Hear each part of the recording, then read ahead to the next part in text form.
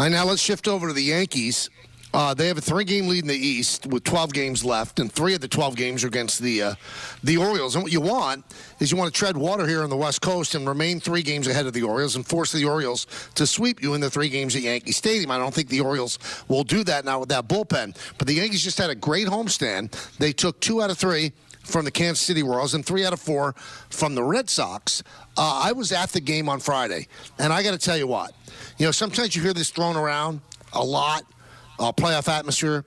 That was a playoff atmosphere. I'm sitting in the stands. It was amazing. And when Judge hit that home run, it was bedlam. As we like to say, Peter, it was up for grabs. It was unbelievable. What a moment. What a moment.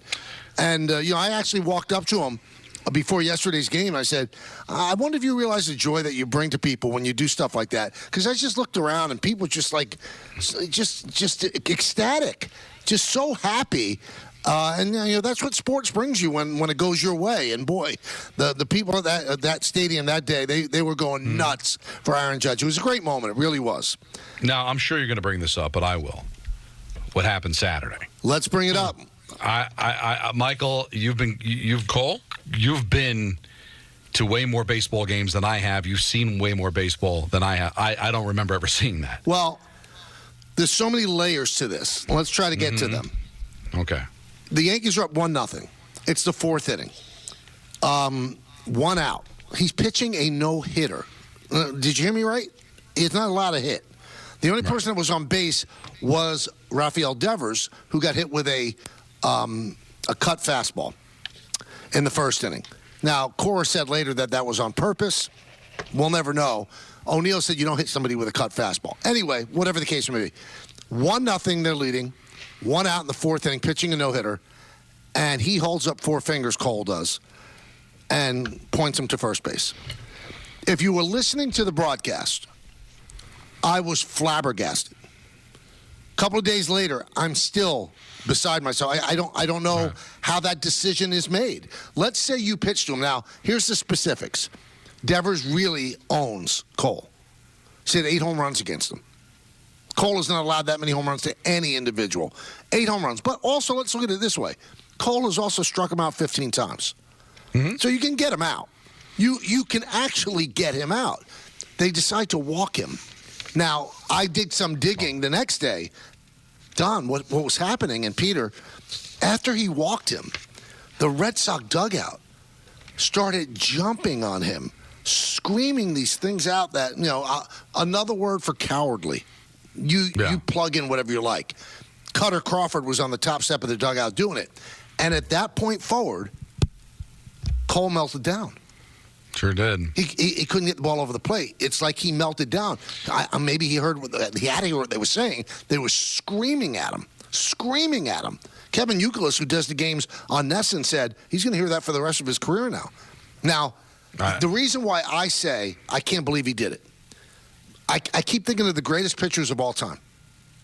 Tom Seaver, Pedro Martinez, Roger Clemens. You think any of them would do that? Ever?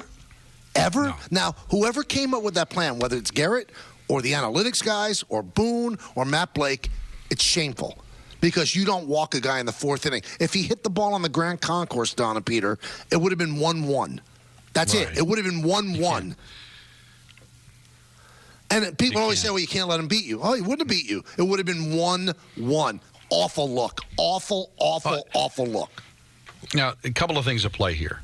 Number one, when I see that happen, then I say he probably hit Devers on purpose earlier in the game. Now, not to hurt him, but just so I don't have the indignity of intentionally walking him. So I'll hit him. I don't want to pitch to him. And then was it an organizational decision? He's the one that held up the 4 fingers and said, take first base. So so at least the evidence presented tells you that it was his idea. And then I'm looking at the comments from Yankee fans. And to Yankee fans' credit, most of them killed Cole for it because it is weak. But for the people that defend, it's a smart move. He kills you. What were all the Yankee fans screaming about when Judge was getting walked? Why don't you show some guts and pitch to him? Correct me if I'm wrong, Michael. I don't remember Judge getting walked to start an inning. Well, he might have got intentionally walked when there was a base open. Do you remember him getting intentionally walked with in that situation? Like, it looks so bad. Well, when they intentionally walked him, Toronto, the Yankees were up 4-0, and he had already hit a home run in the first inning. So that he walked him in the second inning. In that situation, I just don't think that it just comes across as it's not that we can't get him out, I can't get him out, and I don't want to have to deal with it. That's that. Well, it's such bad form, Peter. I mean, part of being a pitcher is the presentation and the intimidation factor and being able to stand up there and be able to handle it. You never want to admit you can't handle something. So Cole has said he regrets it. No. He said it would have been a good move if I got the people out afterward. No, it's not a good move ever. It's a dumb I thought he said it was a mistake. Well, he said it turned out to be a mistake because I didn't get the guys out afterward. So not because it's just a really weak thing to do. No, because it didn't work because he gave up 3 runs that inning and 4 runs the next. Gave the game away. But even if it worked. This is the thing. It's such a crazy, risky moment, Michael. It can be. Maybe it turns out to be a nothing burger, and we're just a bunch of gas bags rambling about it. But couldn't you see it being one of those kind of line in the sand moments? It might follow him. It might follow him for a long time. It could follow him. I don't like the optics just really bad, and the fact that it immediately went bad, and you paid the price karmically almost instantly. It's nasty for a guy who really, in Yankee fans' eyes, has kind of done very little wrong. Now, Michael, it's not going to matter this season because you're likely not going to face the Red Sox in the postseason. But you have in the past, and he lost that wild card game, and you might have to in the future. He's never going to live that down. That's going to come up all the time now. Every time he faces the Red Sox, every time he faces Devers, that's going to get thrown back in his face. Is it worth it? That's what I would ask anybody that defends it. Is it worth it? Even if it worked. I don't know why you would, when you are one of the best pitchers, if not the best pitcher in baseball, why you would ever do that. Ever. It makes you look so bad. And we know how good he is, Michael. That's what gets me. This isn't some busher. See, that's what gets me. He's one of the greatest pitchers I've ever seen. Right. He should take a backseat to no one. Figure out how to get the guy out. Because if it's the 7th inning and the Yankees are leading 2-1 and the Red Sox have runners on first and second and Devers is coming up and third base is open, you know what? That's a debatable, clever move to walk him there. To walk him with nobody, one man out, nobody on, with a 1-0 lead it just doesn't make sense. And then the circus that followed afterward, where Boone said, I didn't want him to do it then. And then afterward, Cole comes out and says, well, coaches told me right before that half inning that they wanted me to do it. I mean, people throwing people under the axle of buses. I don't get it. Well, listen, I don't want to create a whole conspiracy theory. But if I'm Cole, and even if I'm on board with it, if everybody is in agreement that he should be walked, then I'm going to want other people to take responsibility, not hold up 4 fingers and point to first base and make it seem like it's my idea. And then one of the big narratives after that, well, Boone should have overridden him. How ridiculous would that have looked if he's holding up 4 fingers and then Boone goes, no. So he had to capitulate if it wasn't Boone's idea. And then on Sunday, Boone said, you know what, I take responsibility. The communication wasn't right. I didn't want him to walk him there. I didn't communicate it enough. Oh, come on. Now, and by the way, Boone's face in the moment showed you he did not have any idea that was happening. And also when he went down the runway with him after that inning, he doesn't do that. So I'm sure they had a discussion about it. It made no sense.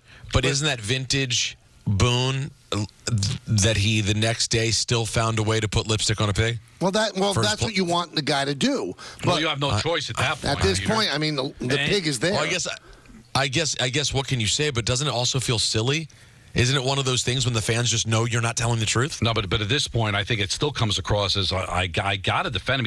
He's my best one of my best players, and do I want to throw him really under the? It's one thing to apologize or defend him. You're saving him. But at the same time, it's like, I don't know. Is it really unfair to say, like, hey, man, he's Gerrit Cole. He made a decision. I didn't think it was the right thing to do, but what am I going to do, run on the field and scream at him? He made a choice. But not after he's already said that they were all in cahoots with it. And then the way it was, the 4 fingers and then the swoop of the hand, everything about it. Again, if it was Joe Slobotnik out there, fine. This is Gerrit Cole. He's the reigning Cy Young Award winner. He's one of the greatest pitchers of our generation. Well, but hold on. How often does a Joe Slobodnik ever do that, though? No, it's not done. That's the thing. We haven't even seen made up Joe Slobodnik do it. It's completely unheard of. Yeah, it was shocking. I've never seen it. And then, then Alex Cora, who I like, kind of got himself into some trouble with his mouth because he's trying to use that as the impetus for his team to make a run. Because after they lost to the Judge Grand Slam on Friday night, I was talking to Red Sox people who said, it's over. They didn't think they had a chance. Then they felt the win on Saturday when they won 7-1. It kind of opened the door just a little bit. And then Cora wanted to ride that and said, you know what, if we win, if we end up making the playoffs, we're going to point to Gerrit Cole and thank him for it. And then he also, I knew this was happening, after Devers got hit in the first, then gets walked in the fourth, and then 2 other Red Sox got hit. He had Brian Bayo come out and throw at Judge. And rather than deny it, he was asked before Sunday's game, well, would you, is there going to be anything today? He goes, no, it's over with. He goes, we had our shot. We took our shot in the 6th inning. It didn't work. You admitted to throwing at somebody. So it wasn't a great moment for Alex Cora either. And then Judge had a great line. He goes, if you're going to do it, might as well make it work. Because they missed him.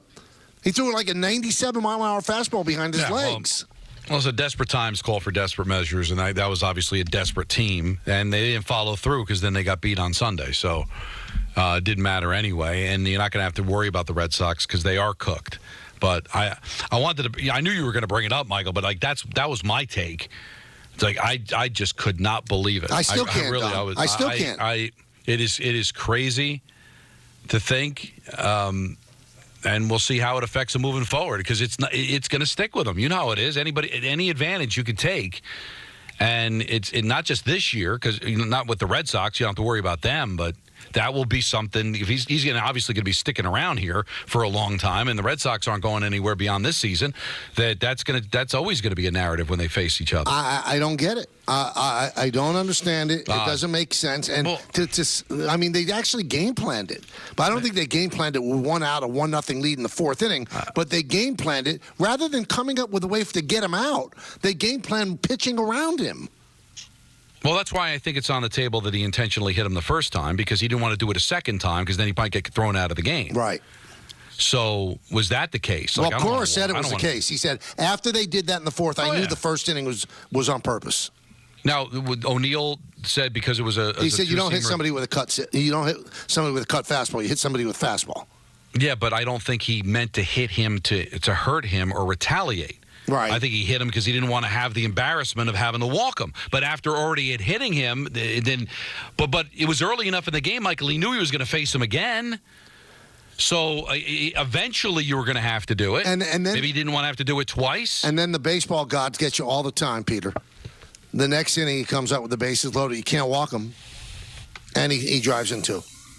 Yeah. So, he's Cole signed for 4 more years. Probably going to opt out after this year. So they'll add that last year. So he's signed for 5 more. And after this, Devers is signed for 9 more. They're going to face each other a lot. You better come up with a better plan than this. Not going away. Not. And not what happens if the Red Sox do sneak in this year? They could play the Yankees in the division round.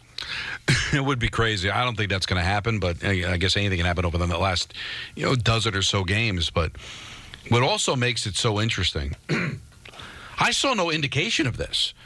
Like, have you seen any weakness out of Cole at all? And I'm not talking about ineffectiveness. I'm just talking about seeing something like this coming. No, he's a tough guy, but the one thing is he's an overthinker. He thinks so much. He game plans everything and then dissects everything after a game. And he's probably been obsessed with the fact that as great as he has not been able to get out Devers on a consistent basis. So he is an overthinker. And this was something very clearly A, B, C, and D, overthinking in the ninth degree. It's unbelievable. You're walking a guy with a 1-0 lead in the 4th inning, and you're Gerrit Cole. Imagine Bob Gibson. Imagine Tom Seaver. Listen, it might have happened with Gibson back in the day, and he'd nail you in the helmet, and you go to first base. Like, it wouldn't be a thing. But great pitchers, you know what I mean, Don? Great pitchers. Oh, no, of because course. You look at the Met game yesterday. Did you think about walking Rio Muto? And Mendoza said, well, it's Edwin Diaz on the mound. Well, this is Gerrit Cole on the mound. Hey, that's your best This is our best. Let's go at it. And as you said, all right, he's owned them, but he has struck him out 15 times, so it's not automatic. He's not batting 1,000 against you. And, by the way, I didn't even bring this up. For the last month and a half, Devers has been dreadful. Both of his shoulders are hurt. He's playing through injury. He's hitting 170 over a month and a half. And you said he overthinks things. Let's say Devers hit it 600 feet. It's 1-1. It's not nearly as embarrassing as what happened. So he beats you again. It happens. Joe McEwing owned Randy Johnson. So these things happen, right? Tommy Hutton owned Tom Seaver. Yeah, it just that happens. There are some, and it just turns out that Devers is really good. And I'm not saying that you want to continue to get thumped by the guy, but you got to lead, but nobody on, give up a home run. Or we're tied at 1. We'll see in a few innings. I'll try to get you that. For a guy that's a thinker, you would think that would have popped in his mind. I can't do that. That's not me. I can't allow that to happen. Very odd. Let's go to Norris in Michigan. Norris. Hey, good afternoon, gentlemen. Thank you for taking my call. You got it. Norris. Don, I just want to make one point clear, Don. I don't think there's any fan out there that disagrees with you. I don't think there's not one fan that agrees with Cole putting up the 4. I mean, no matter the situation, no matter the past, I mean, like Mike said, Devers has been struggling the past month. When you introduce all these theatrics and stuff just to get him to on base, and then it ends up biting you in the butt anyway, it's like, was it really worth it? I mean, honestly, it's so annoying as a fan. It bothers us like to the point of like no return. Like, why would you do that? But that's besides the point. That wasn't my main point. My main point was, I don't know where fans stand with Rodon, but here's my perspective. You know, we signed him last year. He injured first half, dreadful second half, had that horrible last start against the Royals, and fans didn't know what to think. Okay, this is supposed to be our ace to Cole. Rodon comes into this year in shape, switched up his style, and, you know, first half of the season was okay, and then he had that bad 3-stretch game against Boston, Atlanta, and Toronto when he gave up those 20 runs in 13 innings. But since then, I mean, if you exclude those 3 starts, and I know you can't just do that, but for the sake of argument, you exclude those 3 starts from the season, he's at a 3.3 ERA. I mean, that's awesome for somebody that struggled so mightily last year. Rodon bouncing back into form and working with Pettit, introducing new pitches into his arsenal so he can mix it up instead of being a two pitcher. He's reinvented himself, and he's been awesome. He's been terrific. He's been terrific. We thank you for the phone call, and I don't want to pat myself on the back, but I will. Don and Peter might remember I said one of the key guys who I think is going to have a good year is Rodon. Because there's no greater motivator than getting kicked in the teeth. And he got kicked in the teeth last year. Kicked in the teeth. He's been one of their best pitchers. The game that he pitched on a Sunday night at Fenway Park against the Red Sox, one of the biggest games for the Yankees all year. He does give up a lot of home runs, but that's part of his deal. Catfish Hunters in the Hall of Fame gave up a lot of home runs. I think he's been so valuable for the Yankees. I mean, he looked like a sunk contract after last year. It's not. He's a very valuable player that I'm sure if the Yankees wanted to trade him, they'd have people that would step up and say, we'll take him. But I don't think they want to trade him. He's been great for them. He really has been terrific. So good for him. He's been one of the most valuable players. By the way, the guy who covers the Red Sox for the Boston Herald reporting that he has found out that Major League Baseball is investigating what Alex Cora said about attempting to hit Aaron Judge. He could get suspended for that. Well, what he said, he told you. No, he said we had our chance. I know what he's going to say. He's going to spin it around. We had our chance, meaning he could have been hit there. He didn't say we missed. We had our chance. We didn't do it. I'm telling you, that's the way it's going to be spun. I know exactly what he meant. They threw a Judge and missed him. Because you can see when he took Brian Bayo out, right after that, he kind of gave him a playful slap in the back of the head. Was nice job. Yeah. All right, Peter, I know you've got some stuff to talk about with FanDuel, so why don't you do that?